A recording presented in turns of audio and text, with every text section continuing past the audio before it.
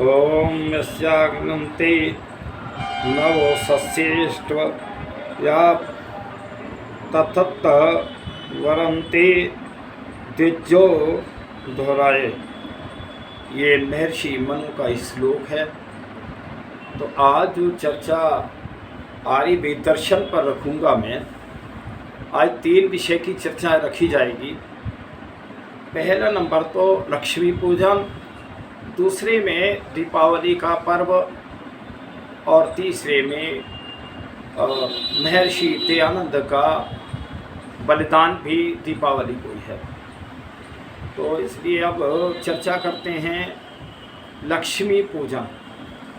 आज लक्ष्मी के नाम पे लोग सोना चांदी रुपया पैसा क्या क्या पूजन करते हैं। इस संसार के लोगों, लक्ष्मी जो होती है, घर में जो पत्नी होती है वो लक्ष्मी है। उसके बिना घर की शोभा नहीं होती है। उसके बिना कोई घर में सम्मान नहीं होता, किसी अतिथि का सत्कार नहीं होता। और वही जो आपके वंश परंपराएं चलती हैं तो उसी लक्ष्मी से ही चलती है। तो लक्ष्मी जो है स्त्री जाति को ही लक्ष्मी कहा है। और कहीं हम बहुत इस हिंदुत्व में बहुत पूजा है। कहीं हमने कन्याओं का पूजन किया। और देखिए उसके बाद में पत्नियों ने पति की लंबी आयु की कामना रखी कि मेरा पति लंबी आयु तक रहे। और दूसरे में फिर पति पत्नी ने अपने वो शादी के बाद इच्छा होती है कि भी घर में पुत्र हो संतान के लिए। तो जब पुत्र भी है, पत्नी ने पति की आयु के लिए लंबा व्रत रखा तो पत्नी यानी पति का भी कर्तव्य है कि पत्नी की जो है रक्षा करना, सेवा करना, पूजन करना। पूजन का शब्द होता है आदर करना, सत्कार करना, सम्मान करना, ना कि हम मूर्तियों को पूजें। तो इसलिए ये जो धनतेरस का आता है तो उसमें जो लक्ष्मी पूजन है वो भाई स्त्रियों की पूजा है। उसमें उनको अच्छे अच्छे वस्त्रों से, सोना चांदी से उनका सम्मान किया करो। और जिस घर में लक्ष्मी की पूजा होती है, स्त्रियों का सम्मान होता है, वो घर धन धान्य से परिपूर्ण होते हैं, उत्तम संतानों को प्राप्त होते हैं। अब मैं दूसरी विषय पे चलता हूँ। ये दीपावली का पर्व। देखिए ये दीपावली का पर्व सृष्टि के अनादिकाल का है। 1,96,8,53,124 वर्ष दुनिया को बने तभी से अनादिकाल से ये पर्व है। अब विचार आता है कि जी अनादिकाल से कैसे। ये जो पर्व है ये सारा अन्न का पर्व है, फसल का पर्व है। परमपिता परमात्मा ने हमें कितनी उत्तम उत्तम फसलें दी हैं। धान है, चावल है, बाजरा है, मक्का है और अन्य मूंग है, तिल है, उड़द है, बहुत सारी फसलें, गन्ना है। तो इसलिए उस परमपिता परमात्मा ने हमें इतने अच्छे अच्छे अन्न जो है हमें परमात्मा ने दिए हैं। तो हम उसको जो है धन्यवाद के रूप में उसमें। और देखिए अब हम इस पर्व को कैसे मनाएं। ये पर्व जो अब से पहले वर्षा ऋतु थी, वर्षा ऋतु में और बीमारियां भी बढ़ गई, मलेरिया इत्यादि बुखार, और घर में भी गंदगी कीचड़, और इससे जो है रोगनाशक कीटाणु भी पनप गए। तो हमें इसके पर्व को मनाने के लिए सबसे पहले घर में हवन करना चाहिए, यज्ञ करना चाहिए। और एक बात सुनो, इसमें किसी को कोई पक्षपात नहीं करना चाहिए कि ये दीपावली हिंदुओं की है।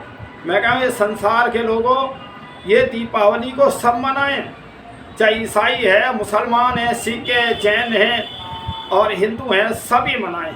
और आर्य तो मनाते ही हैं। आर्य तो घर घर में यज्ञ करते हैं, हवन करते हैं, सत्संग करते हैं, मंदिरों में बहुत अच्छी जो है वो हम चर्चाएँ करते हैं। उस परमपिता परमात्मा ने हमें कितना सुंदर तो सृष्टि बनाई और हमें मानव का जन्म दिया और फिर खाने के पदार्थ दिए। देखिए अन्न के बिना मनुष्य के क्या किसी भी प्राणी का प्राण जीवित नहीं रहता। तो इसलिए अन्न सबको चाहिए। इसलिए संसार के लोगों ये दीपावली का पर्व सबको ही मनाना चाहिए।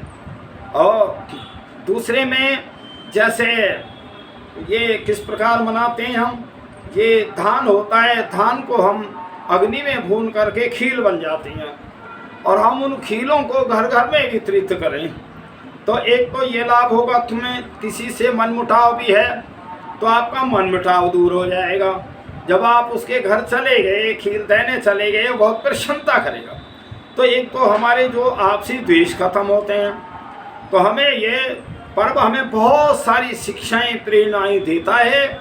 हमें अवश्य ही इस पर्व को मनाना चाहिए। और कई लोगों ने तो गलत धारणा से जोड़ दिया कि रामचंद्र जी जो है लंका से आए और इस दिन जो है उनको राज तिलक हुआ, इसलिए उस खुशी में नहीं आया। तो ये तो अनादिकाल से हम दीपक जलाते हैं और दीपक के प्रकाश जो तेल से या घी से जलाते हैं ना, उससे जो जितना भी कीटाणु होता है वो नष्ट भी हो जाता है, जो प्रसाद के दिनों में पनपा था। तो इसलिए घर घर हवन करके हम दीप जलाते हैं, प्रसन्नता मनाते हैं। कभी कभी दिन तो हमारे एक जैसे ही हैं, लेकिन कोई कोई हम दिन ऐसे प्रसन्नता के पर्व मनाते हैं जिससे हमारा एक आत्मा को शांति भी मिलती है और ईश्वर से भी हम जुड़ते हैं और ईश्वर को धन्यवाद भी देते हैं। इसी प्रकार का यह वो पर्व हमारा होली का भी है। होली में हम भाई होली के पर्व में भी जो रबी की फसल है, ये खरीफ की है, वो रबी की है। रबी की फसल में गेहूँ, जौ, चना, मटर और बहुत सारी खीरा और बहुत सारी चीज़ें आती हैं, खरबूजा, तरबूजा। तो उसमें जो है उसको भी हम इसी रूप में मनाते हैं कि हम जो घर घर में और जौ के दाने वितरित करते हैं उसमें भी हम अपने मनमुटाव को दूर करके प्रसन्नता के लिए है। इसमें किसी को कोई पक्षपात इन दोनों पर्वों में, हे विश्व के लोगों, तुम्हें दोनों पर्व अवश्य ही मनाने चाहिए। इसमें किसी का कोई पक्षपात नहीं है। ये दोनों पर्व अन्न के पर्व हैं। उस परम पिता परमात्मा ने बहुत कृपा करके हमें नवीन नवीन अन्न जो है परमात्मा उत्पन्न करके इस सृष्टि में और करता है। इसी से ये सृष्टि चल रही है। अब आता है इन सब कार्यों के लिए पर्व कार्तिक वती अमावस्या। अब जो अमावस्या आएगी 31 तारीख को, और तिथि प्राचीन काल से नियत चली आती है। इसी दिन बहुत प्राचीन काल से और हम ये पर्व मनाते चले आए। इसकी जो मैंने अवधि बताई है, जब से सृष्टि की उत्पत्ति हुई है तभी से मनुष्य, अन्य प्राणी और अन्य भी जब से हैं। तो इसलिए फिर हमें इसमें बहुत प्रसन्नता से मनाना चाहिए। उस परम पिता परमात्मा को धन्यवाद देना चाहिए। चलिए यार, इसको दीपावली भी कहते हैं। वैसे तो प्रत्येक अमावस्या को दशेष्टि यज्ञ कर्म कांड ग्रंथों में और निहित है, किंतु कार्तिक अमावस्या को दशेष्टि और नवशेष्टि दोनों और दृष्टियों के विधान हैं।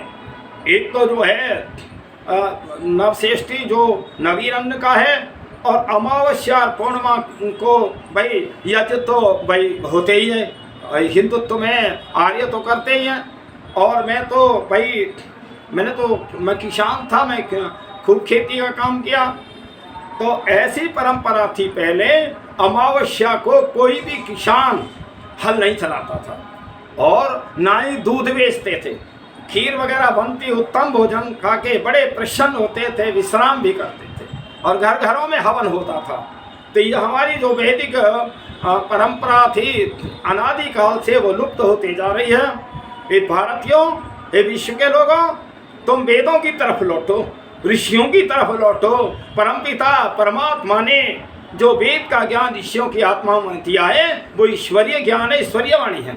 उस पर आप ध्यान दें, उस पर चलें, सारे विश्व के अंदर शांति आ जाएगी। फिर तो इसलिए ये दोनों दृष्टियों के विधान हैं, क्योंकि उनके इस अवसर पर वर्षा ऋतु में विकृत वातावरण की विशेष संतुष्टि अभिष्ट है। वर्षा के अवसान पर दलदलों के सड़ने, मच्छरों के अधिक्य तथा आर्द्रता और नमी के कारण और ज्वर, ऋतु ज्वर, मौसमी मलेरिया, बुखार आदि रोग बहुत फैलते हैं। इसीलिए इस ऋतु के सर्दी है, पूर्णिमा, विजयदशमी और दीपावली, इन 3 पर्वों के होम यज्ञों से उन रोगों का अनागत प्रतिकार प्रतीत होता है। अर्थात यज्ञ से भी वातावरण बहुत शुद्ध होता है। और यज्ञ से देखिए, मैं जो यज्ञ की बार बार चर्चा कर रहा हूँ, एक बार महर्षि दयानंद से किसी ने प्रश्न किया, स्वामी जी जो आप यज्ञ की बड़ी बात कहते हैं, आप 100 ग्राम यज्ञ से हवन करते हैं, अगर 100 ग्राम आदमी घी खाए तो उसमें शक्ति आ जाएगी। महर्षि दयानंद कितना प्यारा उत्तर देते हैं। ऋषि का उत्तर है कि देखिए, उन्होंने प्रश्न किया कि तुम कितने लोग हो परिवार में? बोले जी हम 50-60 लोग हैं। कि कितनी दाल बनाते हो? कि दाल हम बनाते हैं 5-6 किलो। अच्छा एक बात हो, उसमें जो हींग का तड़का लगाते हो कितना लगाते हैं? मुझे जो उसमें जाता है 5-4 ग्राम का, कि उसमें खुशबू हो जाती है कि हाँ। तो जिस प्रकार से 5-6 ग्राम का तड़का 50-60 आदमियों के भोजन में वो सुगंधी बढ़ा देता है, इसी वो किसके माध्यम से? अग्नि के माध्यम से। और आज जो ये यज्ञ है, यो यज्ञ में हम पदार्थ डालते हैं, घी है, सामग्री और समिधाएं आदि डाल करके जो यज्ञ करते हैं, और उसकी हजारों गुना शक्ति बढ़ करके प्रकृति के वातावरण को शुद्ध करती है। इसलिए यज्ञ तो नित्य प्रति ही करना चाहिए। जो यज्ञ नित्य प्रति नहीं करते उन्हें पाप भी लगता है। क्यों? मैंने जो है शुद्ध भोजन किया, शुद्ध जल पीता हूँ, और शरीर से एक तरह गंदगी निकलती है, मलमूत्र के द्वारा प्रकृति को गंदा करता हूँ। ये बताओ मैं शुद्धता के लिए क्या करता हूँ? तो हमारे ऋषियों ने जो यज्ञ की प्रणाली वेदों में आई है, वो इसीलिए आई है कि वातावरण शुद्ध रहे और रोग ना हो। आज कोई व्यक्ति नहीं है, कोई घर ऐसा नहीं है कि जिसमें बीमारियां ना हो। तो कारण ये है कि हमारा जो विधि विधान है वेदों का, ऋषि परमपिता परमात्मा ने जो हमें वेद का ज्ञान दिया, उससे हम भटक गए। यह है कारण। चाहे हम अलग अलग मत पंथ बना करके, धर्म बना करके लड़ तो रहे हैं, लेकिन कोई जो वेद के आधार पर ऋषि मुनियों का जो हमें ज्ञान था उस पर नहीं चल रहे। तो देखिए, ये तो मैं थोड़ा सा चर्चा रखी है इसकी दीपावली की।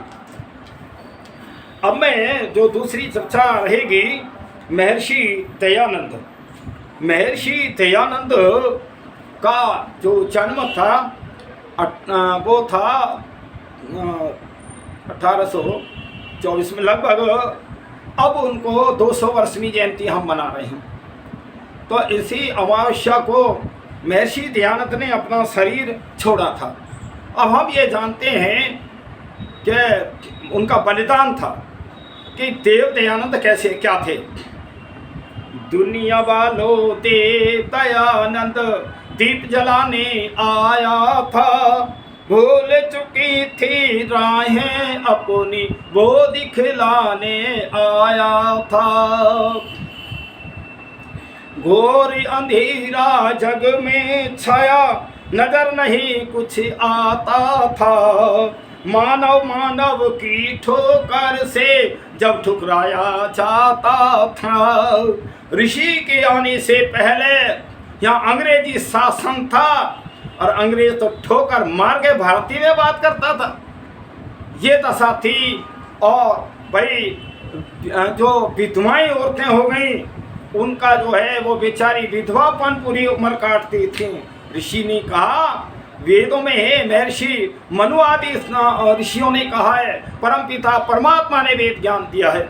अगर एक स्त्री विधवा हो जाए, दूसरा, तीसरा, चौथा, पांचवा, 10 तक भी कर सकती है, लेकिन एक समय में एक ही पति पत्नी रहेगी। अगर कोई विधुर हो गया, पत्नी मर गई, तो वो भी 10 तक कर सकता है। इसलिए इतने बढ़िया बढ़िया वेदों में, लेकिन इस बीच में महाभारत काल के बाद में इतना पाखंड फैला कि बस पूछो मत। मैं आज चर्चा जो करूँगा ऋषि पे ही करूँगा। तो मैं अभी कह रहा था, दुनिया वालों देवदयानंद दीप जलाने आया था, भूल चुकी थी राहें अपनी वह दिखलाने आया था। बट गया टुकड़े टुकड़े भारत देश जागीरों में, शासन करते लोग विदेशी जोश नहीं था वीरों में।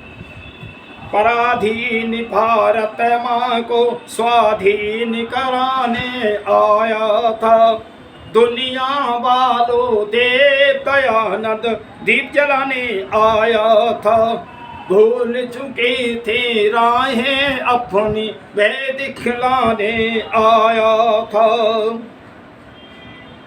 जब तक जग में दसों दिशाएं कुदरत के ये नजारे हैं, सागर नदियाँ धरती अंबर जंगल पर्वत सारे हैं, पथिक रहेगा नाम ऋषि का, महेंद्र रहेगा नाम ऋषि का, क्योंकि जन मन भाया है, दुनिया वालों देवदयानंद दीप जलाने आया था, भूल चुकी थी राहें अपनी वह दिखलाने आया था। देखिए महर्षि दयानंद के से प्रवचनों से बहुत जीवन बदल गया। और जब अंग्रेज भी बहुत अच्छी व्यवस्थाएं करते थे, ऐसा नहीं है आज जैसी व्यवस्थाएं नहीं है, अंग्रेज़ों की व्यवस्थाएं तो ठीक थी।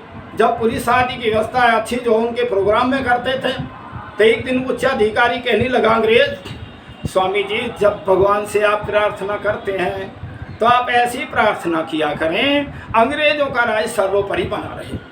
महर्षि कहते हैं मैं ऐसी परमात्मा से प्रार्थना नहीं करता कि अंग्रेजों का राज सर्वोपरि बना रहे, मैं परमात्मा से प्रार्थना करता हूँ भारतीय कब स्वतंत्र होंगे और कब अपनी प्राचीन स्थिति में भारतवर्ष आएगा।